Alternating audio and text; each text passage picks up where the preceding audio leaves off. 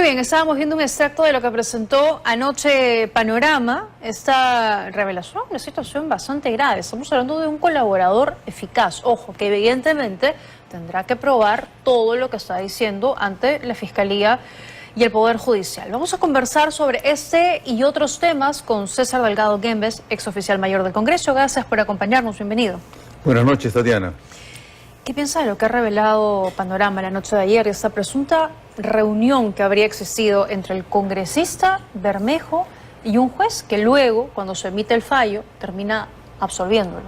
El punto clave de tu pregunta es presuntamente, porque en realidad nos encontramos ante un mecanismo ideado con el propósito de alcanzar la verdad dentro de nuestro sistema de administración de justicia.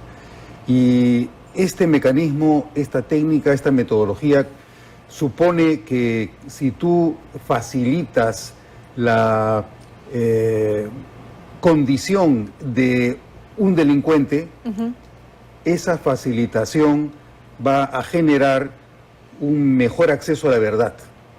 Esa es la lógica de la colaboración eficaz, que también en otros países se llama la delación premiada. Tú premias a la persona que delata un aspecto en la comisión de un delito que de otra manera no podrías obtener. De acuerdo. Entonces, se trata de un mecanismo en el que el propio sistema de justicia, que se supone que no tiene ningún tipo de falla en materia ética, tiene que reconocer que va a premiar a un delincuente rebajándole la pena que el propio sistema de justicia reconoce para quien ha cometido un delito o una falta. Entonces, ese es el punto central. Y a partir de ese punto central, que se supone va a permitirnos el acceso a la verdad y a la justicia, la consecuencia ¿cuál es? Que pueden haber delincuentes que, bajo el mecanismo de la colaboración eficaz, digan como verdad algo que no lo es. También. Por eso es que debemos manejarnos con mucho cuidado en casos como este, donde además de la lógica medio contradictoria que existe detrás de la delación premiada, también es posible que continúen cometiendo el delito. Es decir, yo soy delincuente y me van a premiar a mí por delatar a alguien, pero yo puedo seguir actuando con una mentalidad delictiva. Y por lo tanto puedo decir que algo es verdad que no lo es. Pero hay dos cosas, ¿no? Porque, a ver, sí, efectivamente si le dan el beneficio, tiene que comprobar todo lo que está diciendo y, no sé, una vez fuera, por ejemplo, en este caso el colaborador eficaz está en la cárcel. Entonces está jugando su libertad. Él dice, voy a contar lo que ha pasado, lo que yo sé, voy a dar información para que seguramente le varíen la medida por una comparecencia y salga. Claro. Y si se comprueba que está haciendo algo irregular, lo que fuera, vuelve a la cárcel. O sea, tampoco es que se haya librado. Es correcto si es que uno tiene la lógica de la buena fe y asume que la mente del delincuente es una mente que adolece de fallas más graves como puede ser la perversión. Un delincuente perverso no le va a importar mucho su libertad, simplemente va a tratar de quemar a otro delincuente porque... Por eso insisto, que lo va a tener que probar, pero aquí también habría que saber si eso efectivamente ocurrió así, si el parlamentario efectivamente coordinó y finalmente fue beneficiado con este fallo. ¿Qué hubo a cambio también? ¿Qué le ofreció o qué le habría ofrecido Ahora, la al pregunta, juez? Tatiana, es ¿quién va a aprobar eso? Si es que es el colaborador o si es que tiene que hacerlo el fiscal, que es en quien corre la responsabilidad de probar un caso y es decir, de destruir la presunción de inocencia. Entonces, bueno, dicho esto, que es importante tenerlo presente, el siguiente paso es la revelación que hace Panorama sobre lo que delata el colaborador eficaz, donde nos encontramos ante un supuesto en el que presuntamente el señor Bermejo se ha reunido con un magistrado y como consecuencia de esta reunión habría la presunta comisión de un delito, que no es mi especialidad, pero entiendo que podría ser el delito de cohecho, en el que se ofrece una ventaja, un beneficio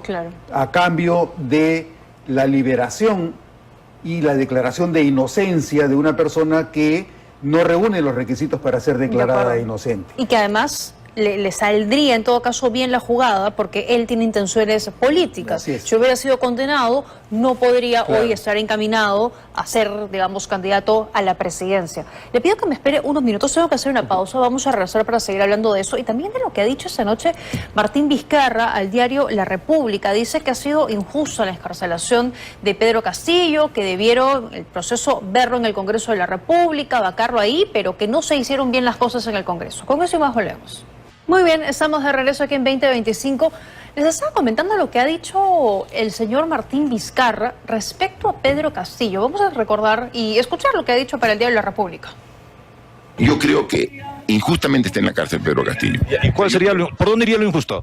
Injusto porque lo han vacado sin darle el derecho de defensa. El Congreso, el mismo día que dio ese lamentable mensaje golpista, Pedro Castillo, fue un mensaje golpista, pero no dio un golpe de Estado, fue un mensaje golpista. Ese mismo día que Pedro Castillo lo vaca.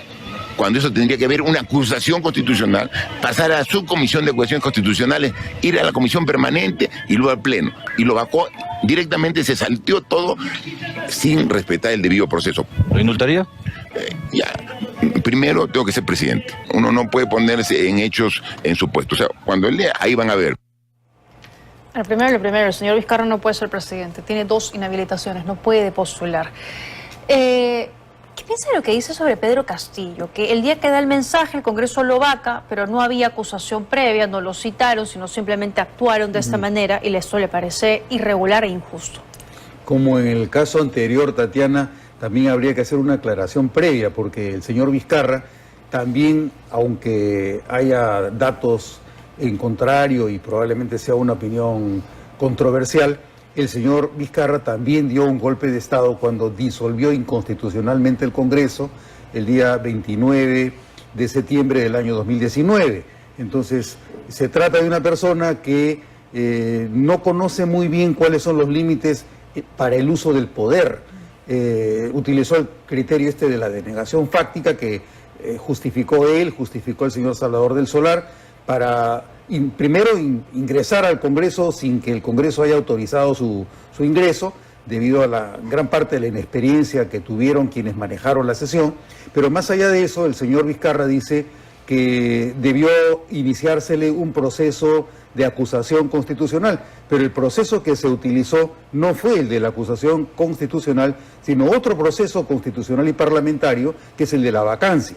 Si tú vacas a un presidente en las circunstancias específicas en las que ocurre lo que el señor Vizcarra llama una declaración o un mensaje golpista, la diferencia entre un mensaje golpista y un golpe de Estado es que en el golpe de Estado las fuerzas armadas y la Policía Nacional se suman, se pliegan y apoyan al golpista, pero en este caso no ocurrió. Claro. Entonces, esa manifestación flagrante es la que justificó que el Congreso vacara al señor Castillo y al vacarlo no le concediera el derecho para que explique por qué estaba dando el golpe, porque ¿qué explicación necesitas cuando el señor citarlo. Ya había dicho que quería dar el golpe? O sea, ante un acto tan flagrante como ese, ¿qué más defensa necesitas?